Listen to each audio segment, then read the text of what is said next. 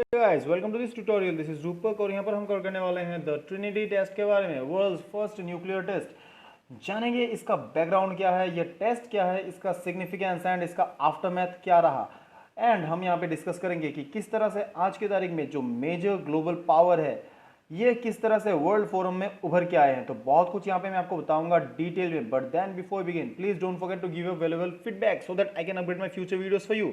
आगे बढ़ते हैं, सबसे पहले मैं आपको बता देता हूँ कि ये जो ट्रिनिटी टेस्ट है ये बेसिकली है क्या। ये एक न्यूक्लियर डिवाइस डेटोनेशन टेस्ट है जो दुनिया का पहला device detonation test conducted by United States of America जुलाई 1945 में। एंड ये इन्होंने कंडक्ट किया था New Mexico, United States of America में एक जगह आता है जोर्नेडो डेल मुएर्तो, यहाँ पे इन्होंने कंडक्ट किया था under the code name Trinity. और ये पड़ता है आपका प्रोजेक्ट मैनहट्टन के अंडर। प्रोजेक्ट मैनहट्टन बेसिकली देखिए ये है क्या, 1945 टाइम पीरियड से आप समझ सकते हैं ये वर्ल्ड वॉर टू का टाइम था। एंड आपका जो मेजर पावर्स थे it was allied power versus axis power, तो इनके बीच में था ये जो मेजर कन्फ्लिक्ट। तो यहाँ पर जो अलाइड पावर है जहाँ पे United States of America was a member, इन्होंने खुद को एक अपर हैंड, एक एज देने के लिए, जो वॉर है उसको डिसाइसिव बनाने के लिए इन्होंने सोचा कि हमारा जो आर्सेनल है, जो हमारा आर्म्स एंड एम्यूनेशन है उसको हम अपग्रेड करें। तो उसी का एक पार्ट है ये आपका ट्रिनिटी टेस्ट, एंड उस प्रोजेक्ट को कहा गया है प्रोजेक्ट मैनहट्टन। तो यहाँ पे देखिए मेन लॉजिक क्या है इस टेस्ट का। किसी भी कंट्री के पास जब एक न्यूक्लियर डिवाइस, ऐसा एक डेटोनेशन आप कंडक्ट करते हो, तो आपका जो ओपोनेंट कंट्री है जिसके साथ आपका कन्फ्लिक्ट है वो ऑटोमेटिकली आपके सामने सब्जुगेट हो जाएगा। और बहुत ही सिंपल सा रीजन है। So this was the main फंडा बिहाइंड दिस टेस्ट। अब ये जो टेस्ट हुआ ये इम्प्लोजन डिजाइन प्लूटोनियम डिवाइस था, so not uranium based, it was plutonium device. And इसको इनफॉर्मली कहा गया है द गैजेट। एंड जो ये आपका नाम पड़ा है द ट्रिनिटी, ये नाम बेसिकली इंस्पायर्ड है from the writings of poet John Donne, जो कि इनके राइटिंग से इंस्पायर होकर इस टेस्ट का नाम रखा गया है ट्रिनिटी टेस्ट। तो यहाँ पे मैं आपको दिखाना चाहता हूँ कि जो ये बेसिकली टेस्ट कंडक्ट हुआ था, यहाँ पे आप देख सकते हैं जो डिवाइस था ये कुछ इस तरह का था। एंड आप ये करंट आज के तारीख में ये जो जगह है जहाँ पे ये टेस्ट कंडक्ट हुआ था, you can see this huge crater, ये सैटेलाइट से लिया गया इमेज है।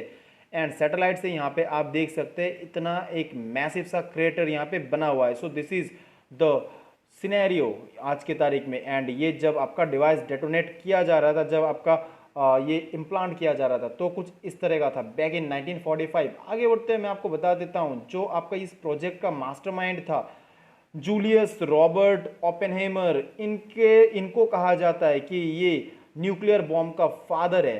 क्यों? क्योंकि इन्होंने ही इस टेस्ट को डिज़ाइन किया था, इस डिवाइस को, इस डेटोनेटर को इन्होंने ही डिज़ाइन किया था। एंड इनको कहा गया ये फादर है एटॉमिक बॉम्ब का। मैं आपको बताना चाहता हूँ कि इस डेटोनेशन के बाद इन्होंने अपना एक बहुत ही इनफेमस कोट दिया हुआ है। इन्होंने कहा now I am become death the destroyer of the world's.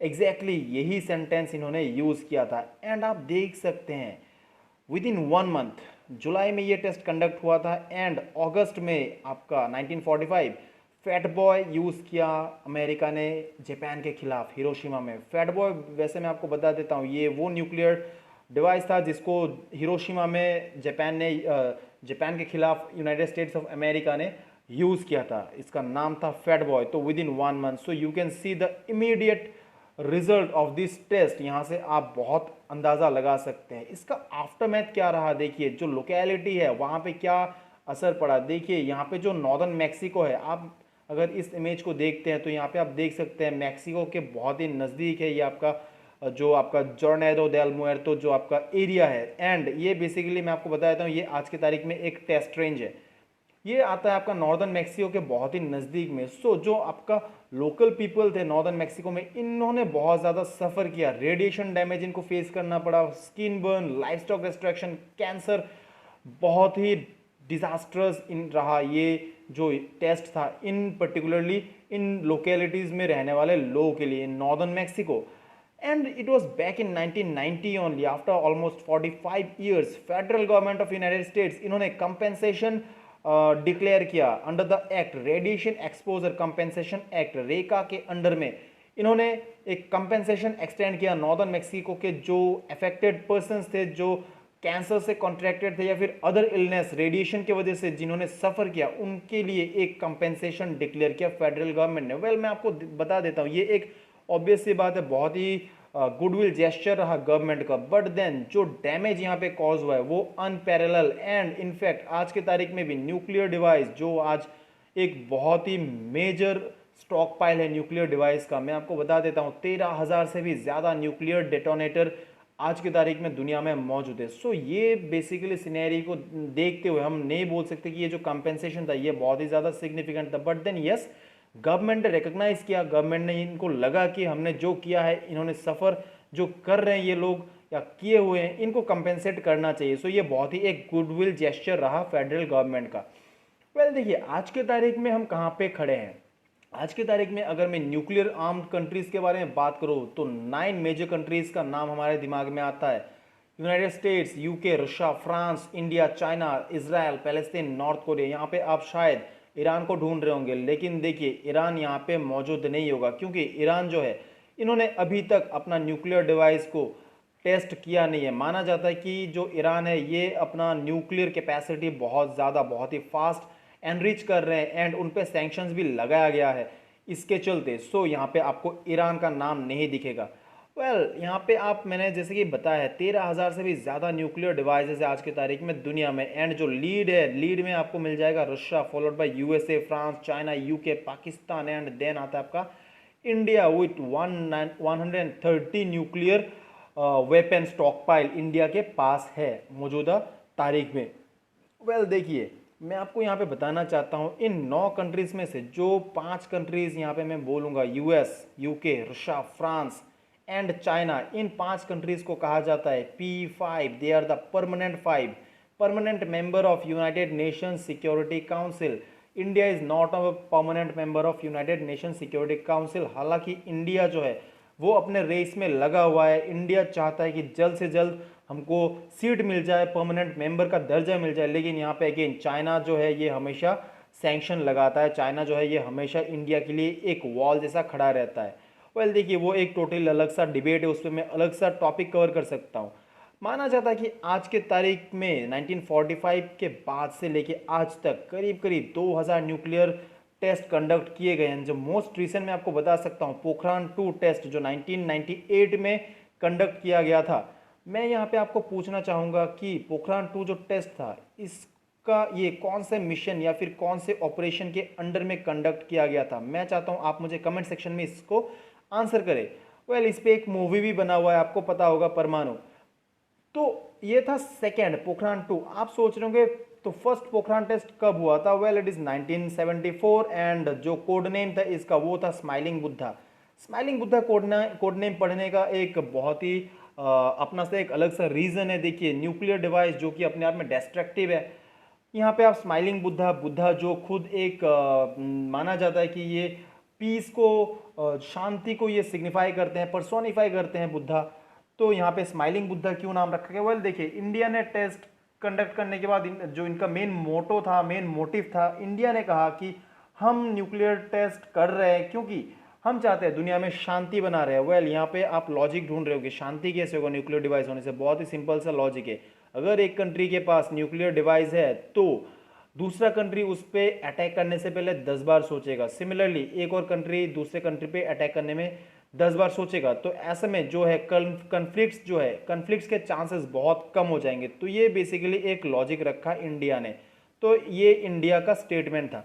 देखिए इसके पीछे भी और भी बहुत सारे रीज़न है, बहुत सारे इसमें facts and debates and criticisms है, उस पर मैं नहीं जा रहा हूँ फिलहाल। तो this was smiling Buddha, the first nuclear test of India. आगे बढ़ते मैं आपको बता देता हूँ, ये तो जो प्रॉब्लम्स हमने देखे हैं, न्यूक्लियर डिवाइस टेस्ट कर लिए हमने, आज की तारीख में हमारे पास इतने स्टॉक पाइल्स है।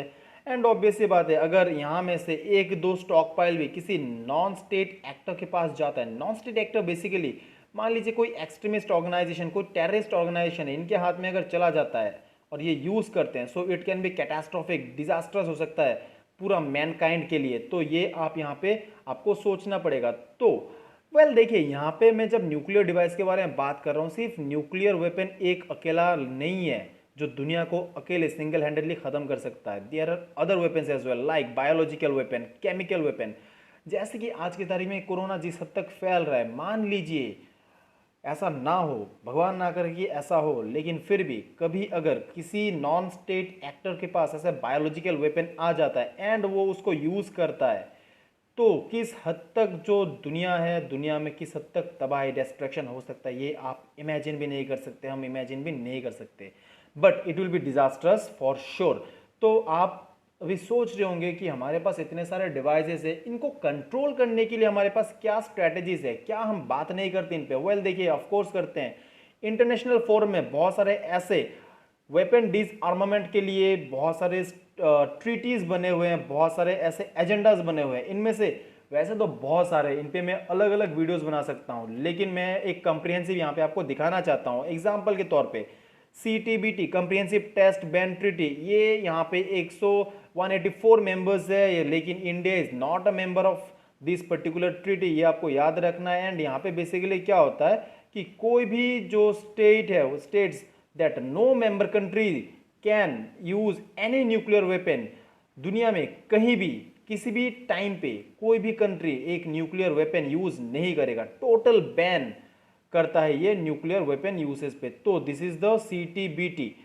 नेक्स्ट आता है आपका MTCR, missile technology control regime, यहाँ पे 35 मेंबर है end of course India is one of those members. यहाँ पे बेसिकली क्या कहते हैं, एक कंट्री जो MTCR का मेंबर है, ये दूसरे एक कंट्री को जो MTCR का मेंबर नहीं है, उसको मिसाइल टेक्नोलॉजी एंड मिसाइल ये ट्रांसफ़र नहीं करेंगे, ना तो मिसाइल देंगे ना ही मिसाइल टेक्नोलॉजी। तो इसमें बेसिकली आप देख रहे हैं जो टेक्नोलॉजी ट्रांसफ़र या फिर मिसाइल ट्रांसफ़र है उसको कंट्रोल किया जा रहा है। So we call it MTCR and India is one of the member of this particular arrangement. Next आता है आपका ऑस्ट्रेलिया ग्रुप। वेल देखिए, ऑस्ट्रेलिया ग्रुप जो है ये आपका 1985 में एस्टेब्लिश हुआ था एंड इसके जो मेंबर कंट्रीज है ये क्या डिमांड करते हैं, it helps the countries to identify the use of nuclear weapon are to be reduced। तो यहाँ पे ये कह रहे हैं कि न्यूक्लियर वेपन्स को रिड्यूस करना है, making sure that they do not contribute to spread of chemical and biological weapons.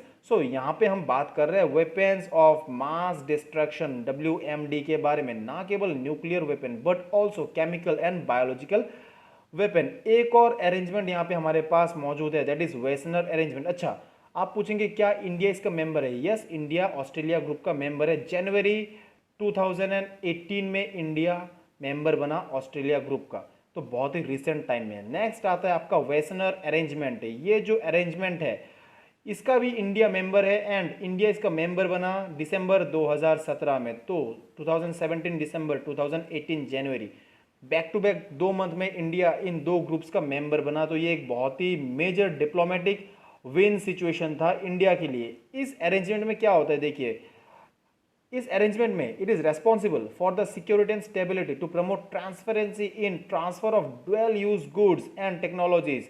India is a member of this both this agreement. अच्छा, यहाँ पे आप सोच रहे होंगे डुअल यूज क्या है? वेल देखिए, डुअल यूज का मतलब फॉर एग्जाम्पल अगर आप एक न्यूक्लियर स्टेशन जो है इसको आप प्लांट करते हो, तो यहाँ से आप 2 यूज़ कर सकते हो। एक तो न्यूक्लियर एनर्जी आप डिराइव कर सकते हो, दूसरा न्यूक्लियर वेपन यहाँ से बना सकते हो। तो ये जो है वेसनर अरेंजमेंट, यहाँ पे दोनों को रेगुलेट किया जाता है। ये चाहते हैं कि ट्रांसपेरेंसी रहे, आप एक के नाम पे दूसरा काम ना करें, या फिर आप अगर मान लीजिए न्यूक्लियर एनर्जी प्रोड्यूस करने के नाम पे आप यहाँ से कोई गलत काम ना करें, यहाँ पे आपका ट्रांसपेरेंसी रहना चाहिए। सो बेसिकली ये डुअल यूज़ में फोकस करता है, दोनों एस्पेक्ट्स को ये टच करता है। एंड इंडिया जो है ऑस्ट्रेलिया ग्रुप एंड वेसनर अरेंजमेंट दोनों का मेंबर है। नेक्स्ट आता है NSG न्यूक्लियर सप्लायर ग्रुप। मैं आपको पहले ही बता देता हूँ, इंडिया न्यूक्लियर सप्लायर ग्रुप का मेंबर नहीं है।